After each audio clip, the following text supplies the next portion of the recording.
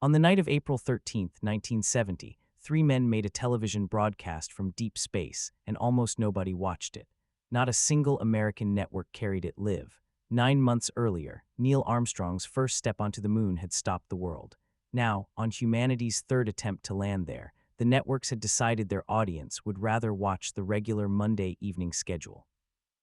So Jim Lovell floated in front of a camera 200,000 miles from Earth, giving a cheerful guided tour of his spacecraft to an audience that mostly existed in his imagination. Then he signed off. This is the crew of Apollo 13 wishing everybody there a nice evening. 9 minutes later, an oxygen tank exploded. At that moment, Apollo 13 was farther from home than any human being in trouble had ever been. There was no rescue ship. There was no way to simply turn around. The module built to keep them alive was venting its oxygen into space, and the oxygen was not just air. It was their electricity, their drinking water, and their heat, all leaving at once through a hole they could not see. So here is the question. How do you bring three men home across 250,000 miles in a spacecraft that is already dead? The answer is not one brilliant idea. It is 7 separate problems, stacked on top of each other, each one survivable alone and none of them survivable together. Apollo 13 launched on April 11, 1970, at 13 minutes past 1 in the afternoon. Jim Lovell was commanding his fourth spaceflight, more time in space than any human alive. Haise and Jack Swigert had never flown before. Swigert had only been assigned 2 days earlier, after the original pilot Ken Mattingly was exposed to German measles, a substitution that would matter enormously later. They flew in 2 joint spacecraft. Odyssey was the command and service module, the cone-shaped capsule plus a long cylinder holding the engine, the oxygen tanks, and the fuel cells. Aquarius was the lunar module, a spidery landing craft with no heat shield, designed only to carry 2 men down to the surface and back up again. 55 hours and 54 minutes into the flight, Mission Control asked Swigert to stir the cryogenic tanks. He flipped a switch, and the reason that switch destroyed the ship had been set in motion 2 years earlier on a factory floor in California. Oxygen tank number 2 had been installed in a different spacecraft, then removed. During removal, it was dropped about 2 inches. Nobody could see any damage, so it was cleaned up and flown on Apollo 13 instead. But the fall had shifted a fill line inside. When engineers tested the tank 3 weeks before launch, they could not drain the liquid oxygen back out through that damaged line. So they improvised. They switched on the heaters inside the tank and boiled the oxygen off for 8 straight hours. The tank's thermostatic switches were built to cut power at 80 degrees Fahrenheit, but those switches were rated for the spacecraft's 28-volt supply, and the ground equipment at the launch pad ran at 65 volts. The switches welded shut instead of opening. The heaters never turned off. Investigators later estimated the temperature inside reached around 1,000 degrees Fahrenheit, hot enough to strip the Teflon insulation off the wiring for the internal fans. Nobody noticed, and here is why. The temperature gauge in the control room only went up to 80 degrees. It read 80 and stayed there, exactly as expected, while the tank cooked. So Apollo 13 flew to the moon carrying a tank of liquid oxygen with bare electrical wire inside it, and every instrument said the tank was fine. When Swigert threw the switch, the wires sparked. The insulation burned. The pressure spiked past 1,000 pounds per square inch and the tank ruptured, blowing an entire panel off the side of the service module, a sheet of metal 13 feet long. The crew heard a bang and felt the whole stack shudder. Swigert's voice came down first. "Okay, Houston, we've had a problem here." Then the readouts started falling apart. Main bus B undervolt, 2 of the 3 fuel cells dead, and Lovell, looking out of his window, gave Houston the sentence that ended any hope of landing on the moon. "We are venting something out into space." Here is what that meant. The fuel cells did not run on batteries. They ran by combining hydrogen and oxygen, producing electricity and drinking water as a byproduct. Kill the oxygen supply, and you kill the power, the water, and the ability to make more of either. Within about 2 hours, Odyssey was a dead cone of metal with 3 reentry batteries holding roughly 120 amp-hours between them, and those batteries were the only thing that could get them through the atmosphere at the end.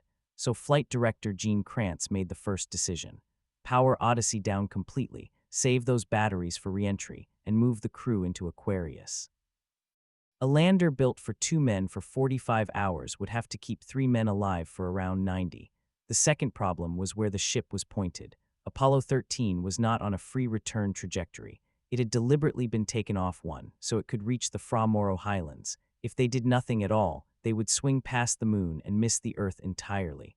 They could not use the main engine to turn around.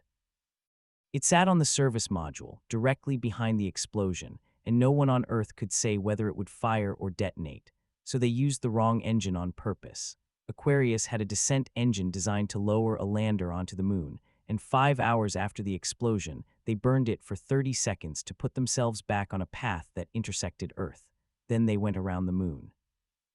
2 hours after passing behind it, they fired the descent engine again for 4 minutes and 24 seconds, cutting the flight home from 152 hours to 143, and shifting the splashdown into the Pacific where the recovery fleet was. On that loop, they passed 248,000 miles from Earth, still the farthest any humans have ever been from home. The third problem was arithmetic.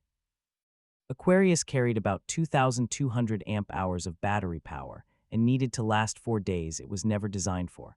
So Houston stripped the lander down to 12 amps of draw, roughly a household vacuum cleaner. No guidance computer, no cabin heaters.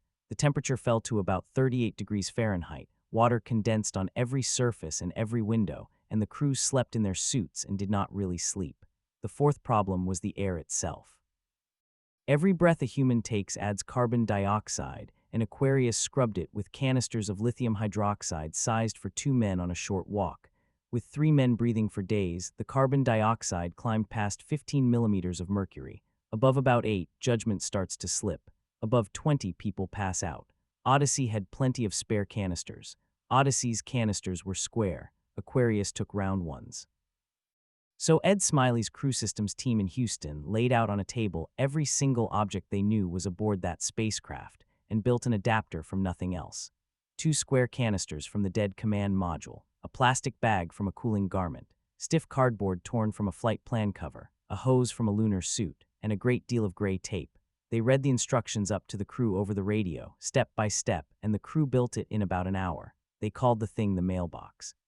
The carbon dioxide fell back to almost nothing. The fifth problem was knowing where they were. Navigation meant sighting stars through a telescope, but the ship was flying inside a glittering cloud of its own vented oxygen and debris, and the crew could not tell a star from a spark. So they aimed at things too big to lose. They aligned on the sun. Later, for the final course correction, Lovell held the line of the Earth's day-night terminator in the window while Haise fired the thrusters by hand for 14 seconds.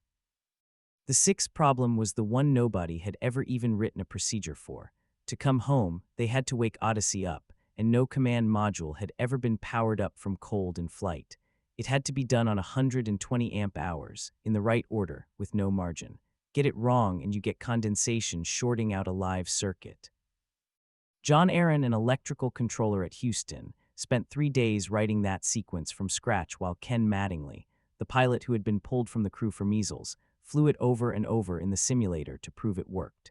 The finished checklist ran to dozens of pages and hundreds of steps, and had to be read up over a crackling radio link to a freezing, exhausted man who copied all of it out by hand.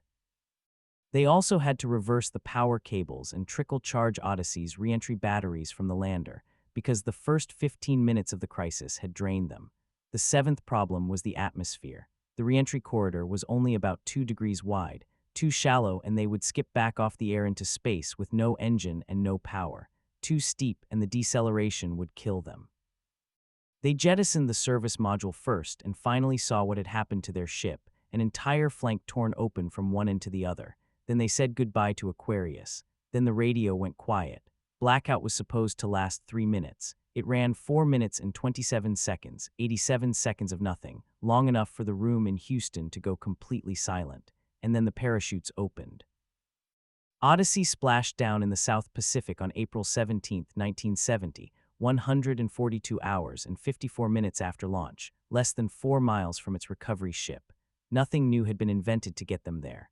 Everything that brought them home was already on board or already in someone's head.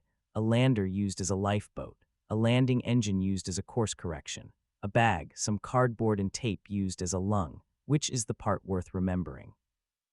They did not survive because the machine was perfect. They survived because several hundred people on the ground understood that machine well enough to use every piece of it wrong, deliberately, and correctly. 4 days earlier, Jim Lovell had floated in front of a camera and talked to nobody, because a trip to the moon had already become boring. When Odyssey came down under 3 orange and white parachutes, an estimated 40 million Americans were watching. The most closely followed moment of the entire Apollo program after the first landing was not a triumph. It was 3 men coming home in the dark, in a spacecraft that no longer worked.